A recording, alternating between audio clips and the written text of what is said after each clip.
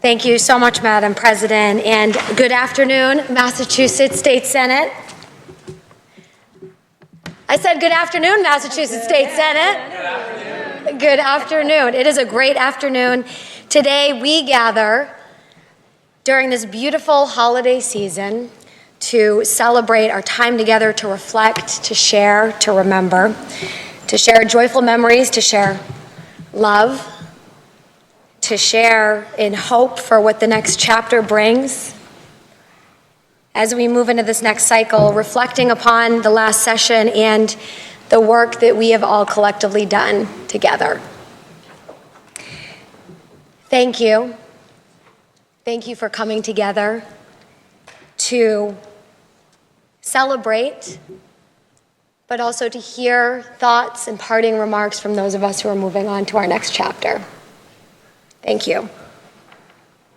I want to start by thanking my amazing staff for all they have done to support families across the 1st Essex District. I'm going to start with my Chief of Staff, Andrew Carden, the great and powerful Oz, the man behind the curtain, who has actually been with me, working alongside of me for residents in the community I grew up in since my freshman or my first year as a state representative. And I just want to say thank you to you for your service alongside of me. And thank you also to my entire Senate staff, Sonia Kwan, Tom Arsenault, Callie Miranda, and John Shields. I'm going to ask that the members please join me in giving them a round of applause.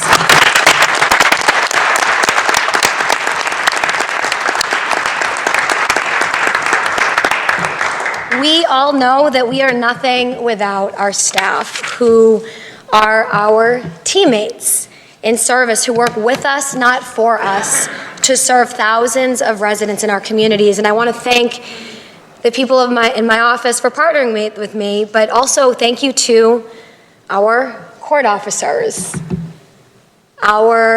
see you up there, our park rangers, Mr. Clerk, Mr. Clerk's office, Senate Council, HR, wherever you are out there.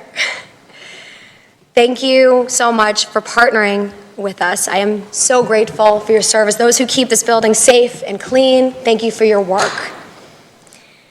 I want to thank every single Senate staffer from the bottom of my heart for partnering with us as legislators to help people. I have been truly humbled to have had the opportunity to serve with you and encourage you to keep going strong in your service to local families. You are doing amazing work and making such a difference. I've been out in all of the Senate districts over the course of the last year and a half, and have had the opportunity to hear story after story from families who've received help in some way or another from their senator's office. And that's been the case because of staff's commitment, dedication, and willingness to serve. So I'm going to ask again that we give a round of applause to all of our staffers.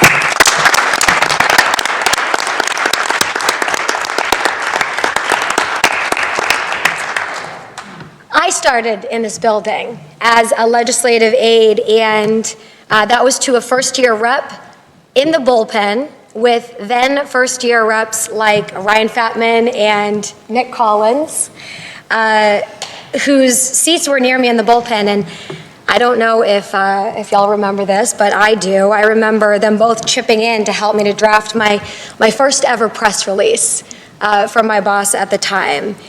And back then I had no legislative experience and no real political or government experience at the time. I was just about to graduate college when I had taken a job working in this building. Before then, many of you know my story by now, but I waitressed, I cleaned people's houses, I nannied.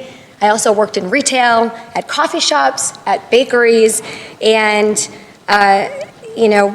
prior to obtaining a degree, had worked with other young women who had also survived domestic violence in their homes growing up. And when I came to work in this building as a legislative aide, it was my first job out of college, believe it or not. And I was a non-traditional college student before then, a little bit older, oftentimes, like so many, balancing full-time work with trying to get my degree. after I decided to go back to school after taking a few years off after high school.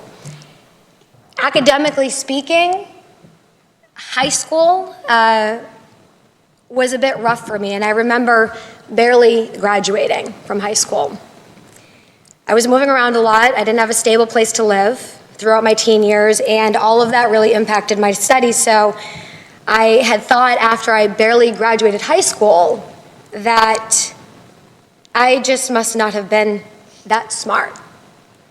And that since I was lucky to have graduated at all, why go to college and waste money that I didn't have on getting myself and my mom into debt just for me to most likely fail out? That was what I was thinking during that time period in my life.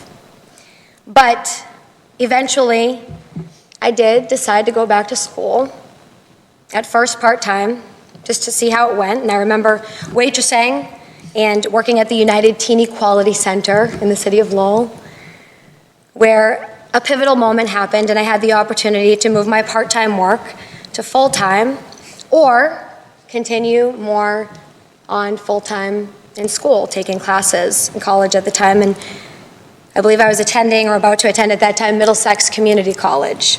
And I chose to take more classes and really work toward a degree. And I had these amazing, mostly women mentors come into my life, coaching me, telling me that I could do it, saying that they saw potential in me, and telling me that I belonged in college, just like everybody else that was there.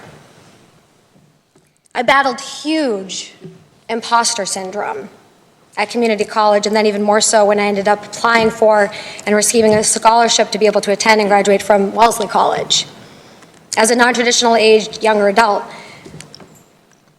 Before attending my graduation ceremony, I remember thinking that I needed a job, so I applied for a job opening in this building after hearing about it through a friend who was considering applying but said she didn't speak Spanish, which was listed as a preference on the job description at the time. And she said, well, you speak Spanish pretty well, you should go in and apply for the job. And I remember saying something to the effect of, sure, I'll go in and apply for the job, but what does a state representative do?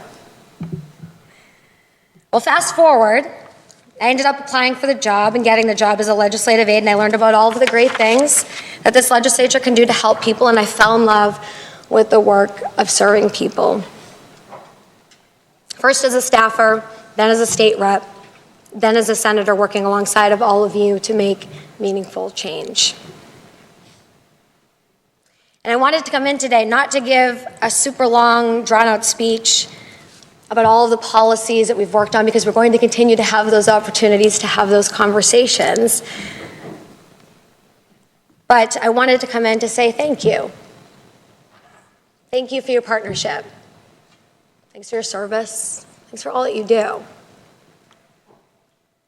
I've learned from so many hardworking, intelligent people in this building, and in this chamber in particular, who've been so kind, caring, compassionate, and helpful, not just to me, but to my office and to the families in my district throughout the years, that I cannot pass up on the opportunity today to say thank you.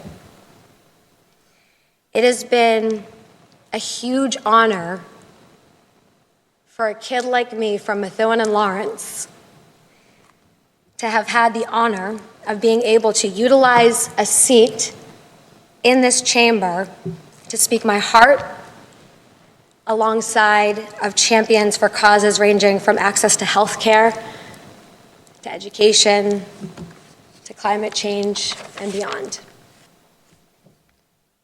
You've all taught me so much, not just about policies, but about the people you serve through your passion, your advocacy, and your love for everyday working people.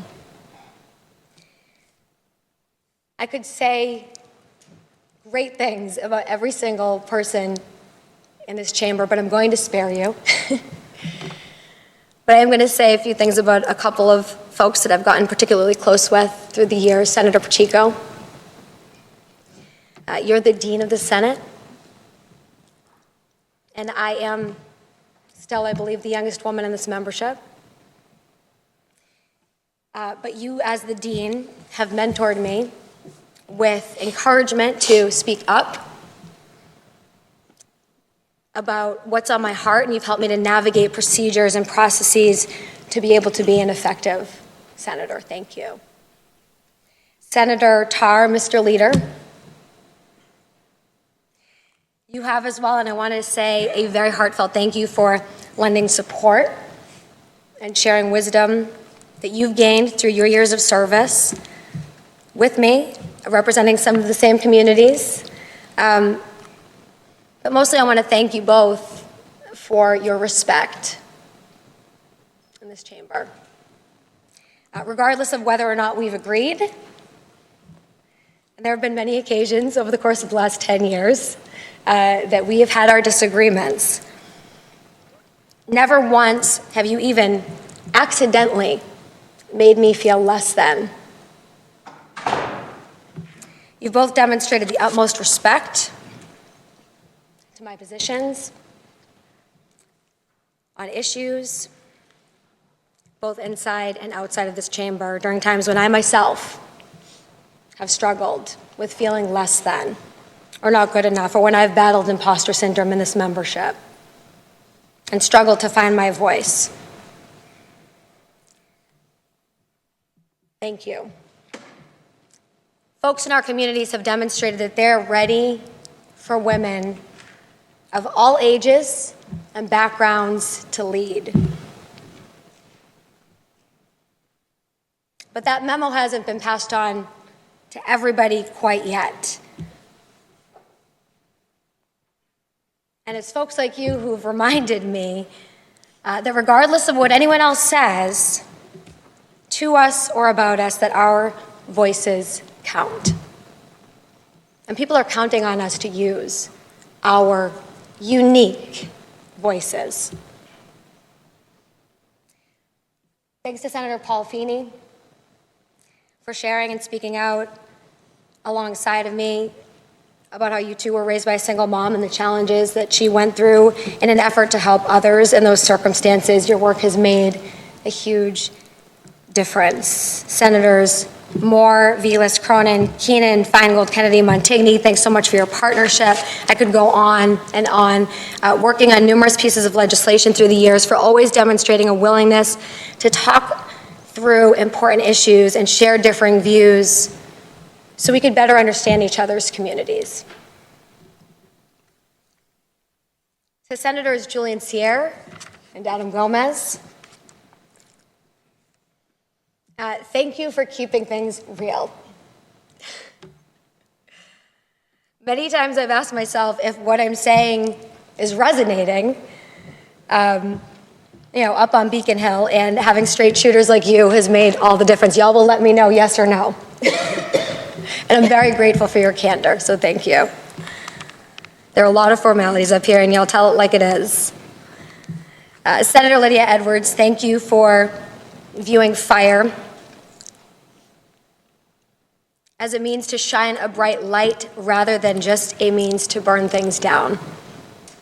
We need a light shined in so many areas of state government so that we can help working families who continue to struggle with the high cost of housing, healthcare, education, transportation, and beyond. And I'm so thankful for your courage, insight, leadership, and friendship.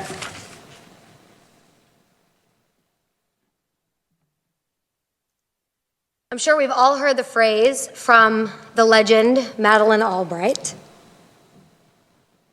there's a special place in hell for women who don't support other women. And as a Wellesley grad myself, that sentence has always served as a reminder during my time in this membership that while certainly all women are not just going to blindly or magically vote for each other or for each other's issues or causes, that we must continue to use with intentionality our platforms to build each other up. Some women break glass ceilings and allow other women the opportunity to rise up behind them, but some women break glass ceilings and reach back to actively pull other women through. Senator Ann Goby is one of those women. If witnessing the last several years of decision-making at the national level has taught us anything, it's that there is so much at stake regarding our rights. And that is why I want to thank, in particular, Senator Ann Goby and others like her. When I first got elected to the Senate, Madam President, you assigned Senator Goby to be my mentor. And I want to thank you for choosing well. Not only has Senator Goby been the best mentor and seatmate that I could have hoped for, but she's also become a very dear friend through the years. I'm so grateful. And it's because of you and other women in the legislature, like you, that I have great hope that other women looking to serve in this membership will be fully supported and uplifted to speak their truth fully, even when it means maybe going against the grain.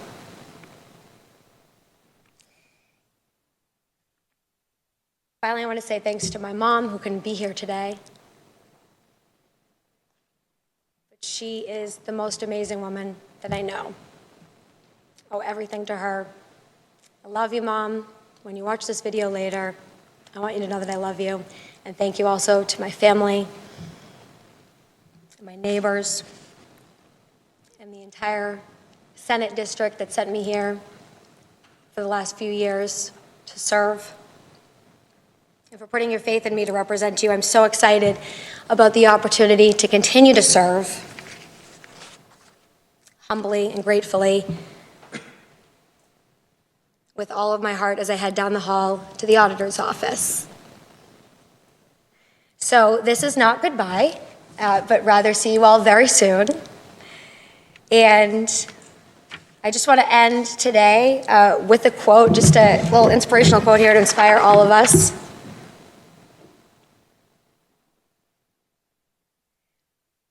This is to all of us who are current members and to incoming members.